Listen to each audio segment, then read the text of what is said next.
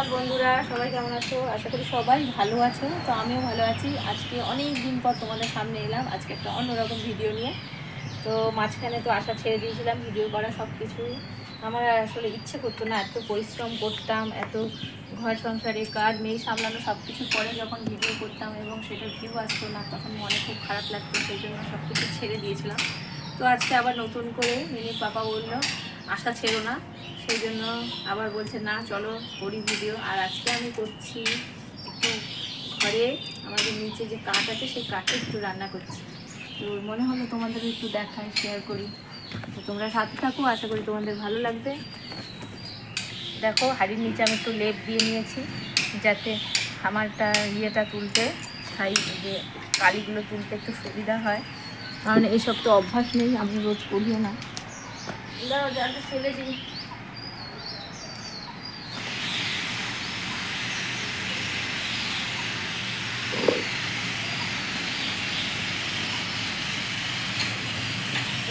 কোনটা করবো, থেতলি আমি নিব।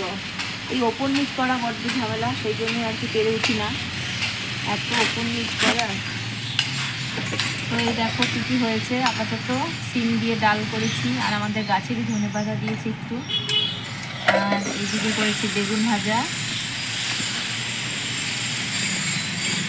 এইদিকে করেছি বেগুন ভাজা, আর ওপরে তো তোমাদের বললামই মাছের ঝোল হয়ে আছে।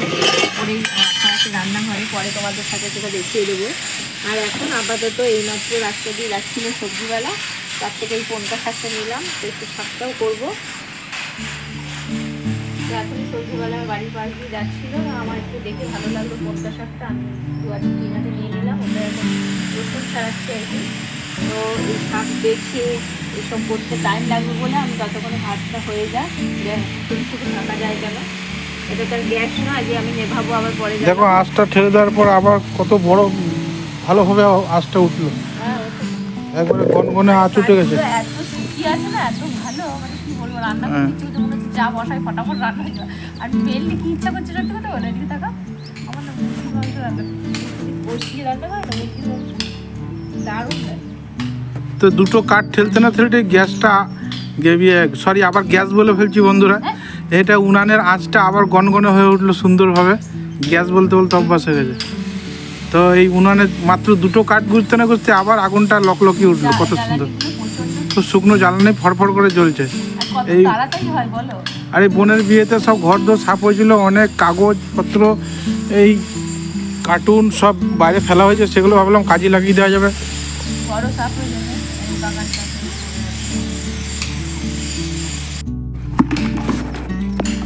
কি করছো? এই যে ভাতটা বসালাম, এবার উঠে রেখেছিলাম, জল দিয়ে দিচ্ছি, এবার গরম দিয়ে ডাল উঠবে, একদম রান্না হয়ে যাবে। আর কি কি রান্না হলো? রান্না তো আমি আগে ভেবেছিলাম বসাবো রান্না, সকাল থেকেই তার প্রস্তুতি করছিলাম, কিন্তু হঠাৎ করে বৃষ্টি নেমে গেল, হলো না। তার জন্য আবার ভাবলাম করতে পারবো কি না, দেরি হয়ে যাবে। মাছের ঝোলটা আবার বসেই করে নিয়েছি। আর এইখানে ভাত হলো, কই দেখাও, ডালটা দেখাও। এই যে সিম দিয়ে ডাল করলাম। আর এই যে বন্ধুরা শাক কেটে রাখা হয়েছে, ধোয়া হবে এরপরে। আর আমি রসুন ছাড়াচ্ছি শাকের জন্য। আর এই যে ভালো জল নিয়ে আসা হয়েছে বালতিতে। ইচ্ছে হচ্ছে তো কাঠের জালের নাকি রান্না সুস্বাদু হয়, সেটা খাবে।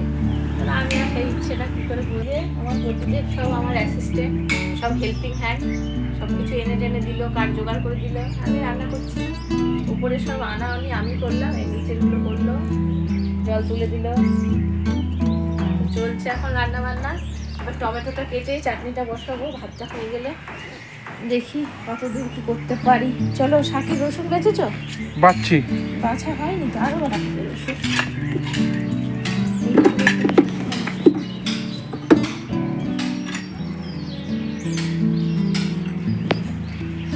তো আমরা তো প্রতিদিন নিয়মিত যেরকম রান্না করি, রোজ সকালে গ্যাসেই করি, আমাদের তো উপরে থাকি, আমাদের নিচে আসা সম্ভব না।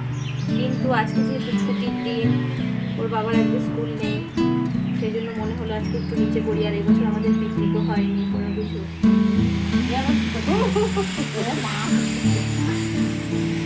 তাও আমি ডালটা তো ওখানে ফুটিয়ে ফেলেছি, হাঁড়িটা আর একটু মাটি দিতে, আমি তো ভাবলাম ওই ভেতরে ঢুকে যাবে।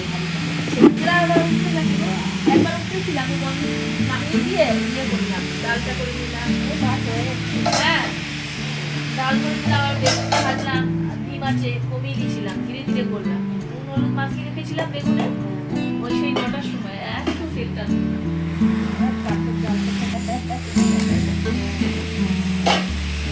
মাছ করবো, মাছ আনলো না কাটা ধোয়া বাড়ে।